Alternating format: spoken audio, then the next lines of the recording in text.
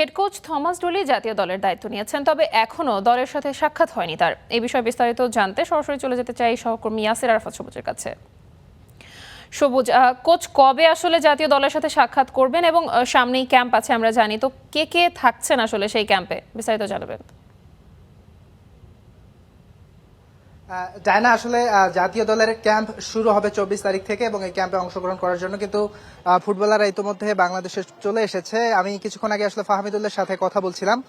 তিনি আসলে আমাদেরকে যেরকমটা জানালেন যে তিনি অনেক এক্সাইটেড নতুন হেড কোচের সাথে কাজ করার জন্য এবং নতুন হেড কোচের সাথে খেলার জন্য, এবং যেটি বলছিলেন যে আসলে জাতীয় দলের প্লেয়ারদের সাথে তার আসলে কখন সাক্ষাৎ হবে বা কখন দেখা হবে।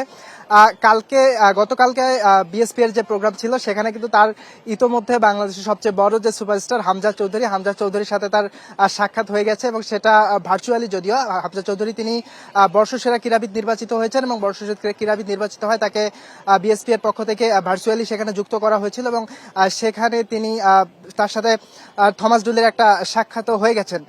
তবে একটা বিষয় আপনাকে জানিয়ে রাখি যে বাংলাদেশের এর আগে যত কোচ ছিল তার মধ্যে কিন্তু নিঃসন্দেহেই থমাস ডুলি বাংলাদেশের ইতিহাসের সবচেয়ে হাই প্রোফাইল কোচ, এবং তিনি আসলে যখন দায়িত্বটা নেবেন এরপরে আসলে বাংলাদেশ কেমন হবে সেটাই আসলে দেখার জন্য অপেক্ষা করছে সবাই।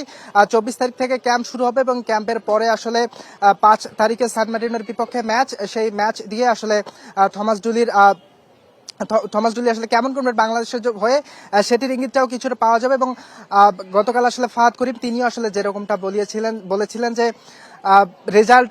তার রেজাল্ট আসলে দেখা হবে এই বছরেই সাব চ্যাম্পিয়নশিপ হওয়ার কথা, যেটি আসলে সেপ্টেম্বরে হওয়ার কথা ছিল, তবে ভারতের কারণে খুব সম্ভবত সেটি সরে নভেম্বরে চলে যাচ্ছে। নভেম্বরে যদি সাব চ্যাম্পিয়নশিপ হয় সেখানে আসলে থমাস ডুলির জন্য একটা বড় পরীক্ষা নির্ভর করবে, সেখানে তিনি বাংলাদেশকে কোথায় নিয়ে যেতে পারেন। এছাড়াও থমাস ডুলি আসলে গতকাল কথা বলেছেন, তিনি আসলে যেরকমটা জানিয়েছেন বাংলাদেশকে 150 থেকে 160-এর মধ্যে নিয়ে যাবেন র্যাঙ্কিংয়ে, এটাই আসলে তার এই মুহূর্তে লক্ষ্য। এছাড়াও তিনি আরো বেশ কিছু কথা বলেছেন যে তিনি আসলে বাস্তববাদী হতে চান, তিনি ফুটবলারদের নিয়ে কাজ করে যেতে চান।